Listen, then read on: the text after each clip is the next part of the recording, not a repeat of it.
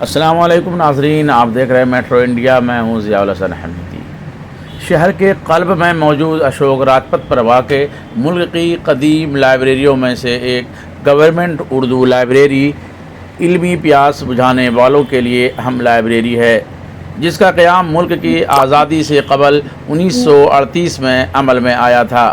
اس library کی بنیاد doctor سید محمود نے ڈالی تھی، جو بہار کے پہلے وزیر تعلیم تھے۔ پٹنہ کی یہ گورنمنٹ اردو لائبریری ہندوستان کی پہلی اردو لائبریری ہے جو مکمل طور سے ریاستی حکومت کے ماتحت ہے۔ اس کا انتظام و انصرام حکومت بہار خود کرتی ہے۔ گورنمنٹ اردو لائبریری یہاں کے طلباء، ریسرچ اسکالر، اساتذہ و دانشوران کے لیے کسی درسگاہ سے کم نہیں۔ یہاں زیادہ تر طلباء امتحان کی تیاری میں معاون کتابیں حاصل کرنے اور ریسرچ اسکالرز اپنے موضوعات کی مناسبت سے علمی مواد حاصل کرنے پہنچتے ہیں۔ گورنمنٹ اردو لائبریری میں 40,000 سے زائد نادر کتابوں کا ذخیرہ موجود ہے۔ لائبریری میں روزانہ 150 سے قریب لوگ فیض یاب ہوتے ہیں۔ کہنے کو تو اردو لائبریری ضرور ہے، مگر یہاں اردو ادب کے علاوہ ہندی ادب، تاریخ، انجینئرنگ اور سائنس سے بھی متعلق کتابیں موجود ہیں، جن سے بلا تفریق ہر طبقہ کے ضرورت مند فائدہ اٹھاتے ہیں۔ کچھ عرصہ قبل یہ کہا جاتا تھا کہ لائبریری کے وجود کو جلا بخشنے کے لیے کوئی اقدامات نہیں کیے جا رہے ہیں۔ اگر حکومت اس عظیم ادارے کے تئیں سرد مہری جاری رہی تو وہ دن دور نہیں جب اس لائبریری کے دروازے پر تالا لگ جائے گا اور اس کی بیش قیمت کتابیں ضائع ہو جائیں گی۔ لیکن وقت بدلا، حالات بدلے اور لائبریری کی قیادت بدلی۔ جب ارشد فیروز کو لائبریری کا چیئرمین بنایا گیا، ان کے لائبریری میں قدم پڑتے ہی لائبریری اپنی خاموشی کی چادر کو ہٹانے کی کوشش کی، اور یہ کوشش اتنی تیزی سے آگے بڑھی کہ موجودہ وقت میں لائبریری میں شائقین کتب ہر وقت موجود نظر آنے لگے۔ علم و ادب کی روشنی تیزی سے پھیلنے لگی۔ ارشد فیروز کی قیادت میں لائبریری کی شاندار نئی عمارت بن کر وزیر اعلیٰ نتیش کمار کے ہاتھوں افتتاح ہو چکی ہے۔ اب طلباء و طالبات اور کتابوں کے شائقین جوق در جوق پہنچ رہے ہیں۔ نئی عمارت نہ صرف لائبریری کی کتابوں کی حفاظت بلکہ قارئین کے لیے ایک بہترین جگہ بن چکی ہے۔ گورنمنٹ اردو لائبریری کے زیر اہتمام ہر دن کوئی نہ کوئی تقریب ضرور آراستہ کی جاتی ہے۔ گورنمنٹ اردو لائبریری ادیبوں، شاعروں اور صحافیوں کے لیے مرکز بن گئی۔ یہ پورا کیمپس اردو کی بقا کے لیے یاد کیا جائے گا۔ لائبریری نے اب تک 5 ایوارڈ فنکشن کا انعقاد کیا ہے، جس میں ادباء، شعراء اور صحافیوں کو ایوارڈ سے سرفراز کیا ہے۔ لائبریری میں ادبی محفلیں بھی آراستہ کی جا رہی ہیں۔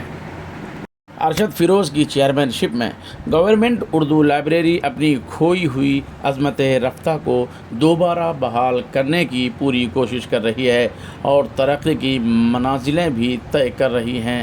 آئیے سنتے ہیں ارشد فیروز نے 5واں ایوارڈ فنکشن میں کیا فرمایا۔ اور آج یہ جو عمارت بنی ہوئی ہے اس میں سب کی سرپرستی، سب کی رہنمائی ہم لوگ ہر قدم پر مل جانا جو ہم لوگ کامیاب ہو پائے۔ یہ عمارت اردو کے لیے بنائی گئی ہے۔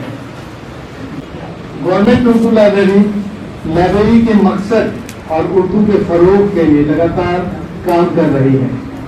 لائبریری کے سبھی معزز ممبران کی رائے اور مشورے سے کام کیا جاتا ہے۔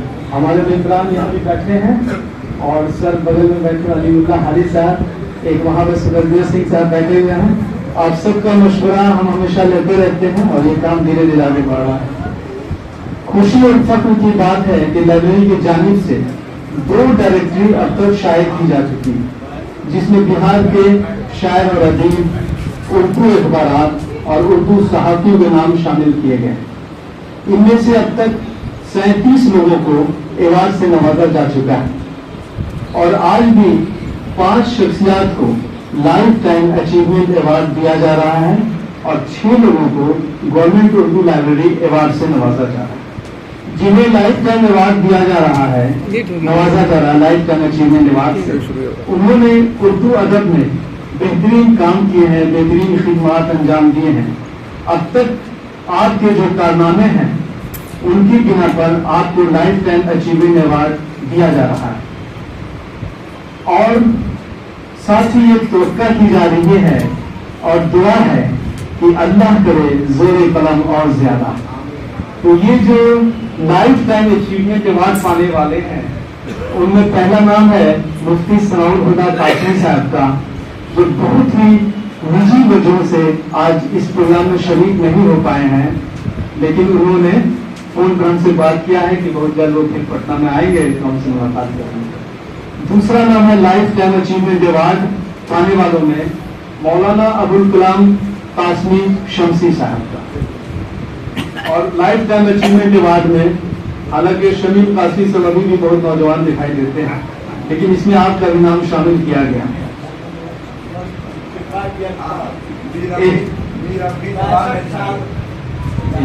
اعجاز رسول صاحب، آپ کو بھی ہم لوگوں نے لائف ٹائم اچیومنٹ ایوارڈ دینے کا فیصلہ کیا ہے.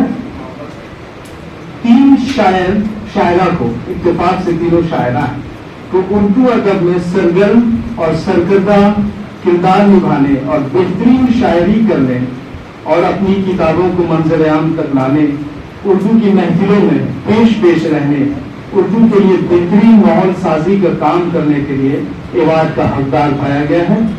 یہ 3 نام ہے: شمع کوثر شمع، لکھت آرا صاحبہ اور آرادھنا پرساد جی.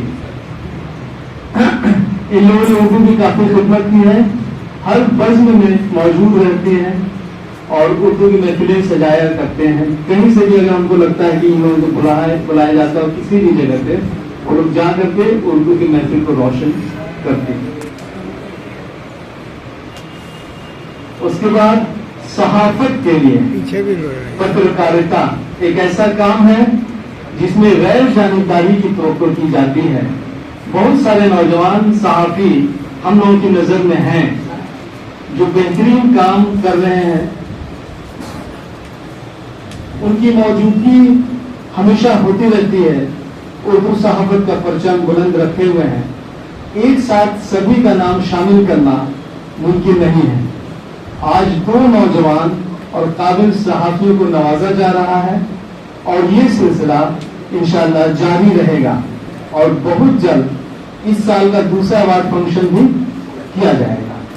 یہ جو 2 نام ہیں اس پروگرام کے لیے جن کا ہم لوگوں نے سارے لوگوں کی رائے سے متفقہ فیصلہ کرتے ہوئے عمران سلیم صاحب اور بہت ہی نوجوان شاہد اقبال صاحب کو اس سال ہم لوگ گورنمنٹ اردو ایوارڈ سے نواز رہے ہیں.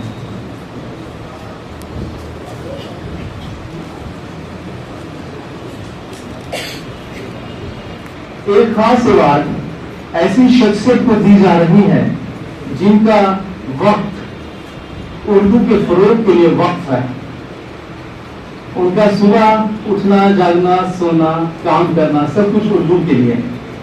وہ ریسرچ اسکالر رہی ہیں، تبصرہ اور تنقید نگاری کرتی ہیں اور اس میدان میں ایک خاص نام بن چکی ہیں. پٹنہ یونیورسٹی میں بحیثیت گیسٹ لیکچرر کام کر رہی ہیں. اپنے اسٹوڈینٹس کو اردو کی بہت ہی معیاری تعلیم دینے کے لیے ان کی پذیرائی کی جاتی ہے اور یہ ایوارڈ عشرت سبوی جی کو دی جا رہی ہے.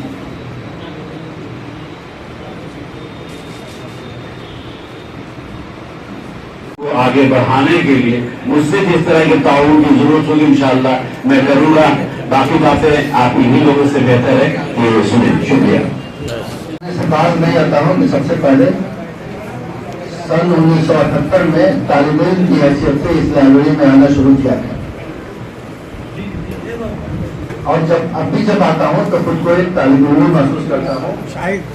تو اس لیے آج میں نے آنے کے بعد سب سے پہلے ایک کتاب ایشو کرا لی ہے تاکہ یہ احساس رہے کہ میں اسی طرح سے اس لائبریری سے مستقل ہو رہا ہوں جیسے پہلے بتا. یہ لائبریری صرف کتابوں کا ذخیرہ نہیں ہے بلکہ اپنی گناگوں ادبی سرگرمیوں کی وجہ سے، ادب کی سرپرستی کی وجہ سے علم و ادب کی اشاعت کا گہوارہ بھی بن رہی ہے، جس کے لیے میں ارشد فیروز صاحب کو مبارکباد دیتا ہوں. اسی سلسلے کی ایک کڑی آج کے یہ जलसा है जिसमें लाइब्रेरी की तरफ से जनाब मुफ्ती सनाउल्लाह कासमी साहब को, मौलाना अबुल कलाम कासमी शमसी साहब को, मोहतरम शमीर कासमी साहब को, मोहतरम एजाज रसूल साहब को, मोहतरमा शमा बसर शमा साहिबा को, मोहतरमा दीखा तारा साहिबा को, मोहतरमा आरन्ना प्रसाद साहिबा को, जनाब इमरान जबीर साहब को और जनाब शाहिद इकबाल साहब को और मोहतरमा इशरत सुबोई साहबा को अवार्ड नजर करके उनकी भी हौसला अफजाई की गई और उनके साथ साथ उर्दू ज़बान अदब की भी हौसला अफजाई की गई। मैं इसके लिए भी जनाब फिरोज साहब का शुक्रिया अदा करता हूँ। जाहिर है ये सब लिखने वाले जिनको आज हम लोग अपने बीच बुला करके अवार्ड से सरफराज कर रहे हैं, उन्होंने अपने अपने तरह से चीजें लिखी हैं जिन असनाफ में वो अपनी तब आजमाई करते हैं। तो कोई लिखने वाला क्यों लिखता है? जाहिर है कि ये तनसीम का जरिया है, इज़हार ख्याल का है, तख्लीकी सलाहियत को दिखाने का एक तरीका है। लेकिन बुनियादी ख्वाहिश उसकी ये होती है कि लोग पढ़ें। अगर क़ारीन नहीं मिलेंगे, अगर पढ़ने की आदत न होगी, रिवाज न होगा,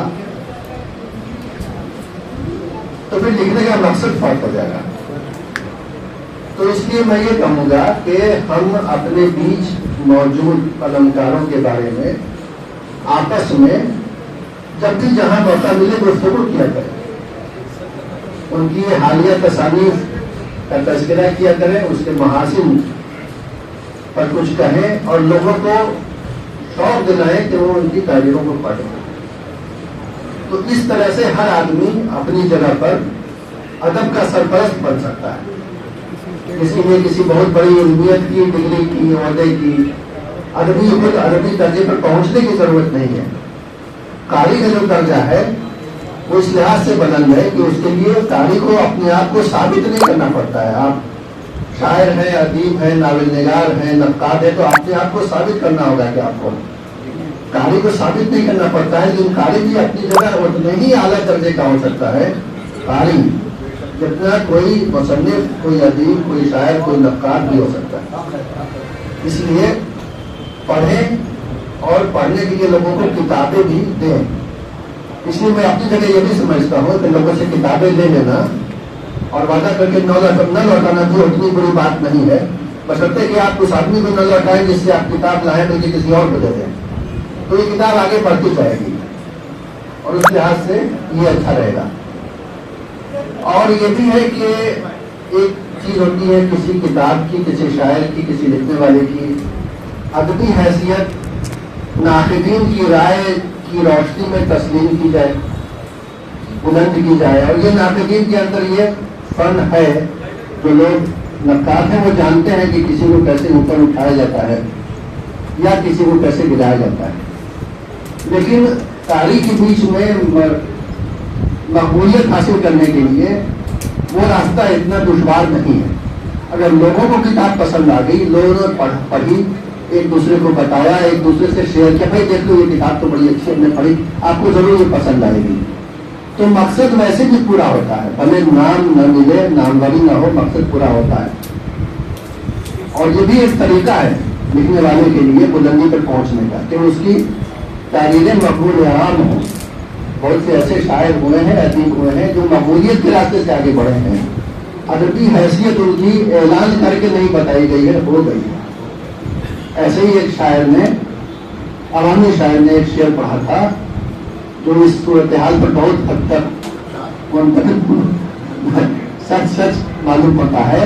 उसने ये लिखा था कि जहां आप पहुंचे छलांगे लगाते, जहां आप पहुंचे छलांगे लगाते, वहां मैं भी पहुंचा मगर धीरे धीरे। तो ऐसे भी लोग होते हैं जो अचानक छलांगे लगाते हुए मकबूल हो जाते हैं लिखने वाले, और ऐसे भी होते हैं जो धीरे धीरे होते हैं लेकिन उनकी मकबूलियत देर पा होती है। तो आज अवार्ड पाने वाले सभी लिखने वाले कलमकारों को, साहसियों को जो है, मैं उनके लिए यही दुआ करता हूँ कि उनकी मकबूलियत भी हो, मकबूलियत देर पा हो और हमेशा के लिए हो, उनका नाम जिंदा रहे। किसी ने मिर्जा गालिब की तारीफ में लिखा था कि दो ही हस्तियां ऐसी हुई हैं जो क़यामत तक जिंदा रहेंगी, एक मिर्जा गालिब और दूसरे हजरत खिज़र। तो अदीब की ये तमन्ना होती है कि वो जिंदा चाहे हो जाए। मैं आज यहाँ मौजूद अदीबों के लिखने वालों के भी इसी बारे में इसी तरह से दुआ करता हूँ और इसी के साथ अपनी बात खत्म करता हूँ।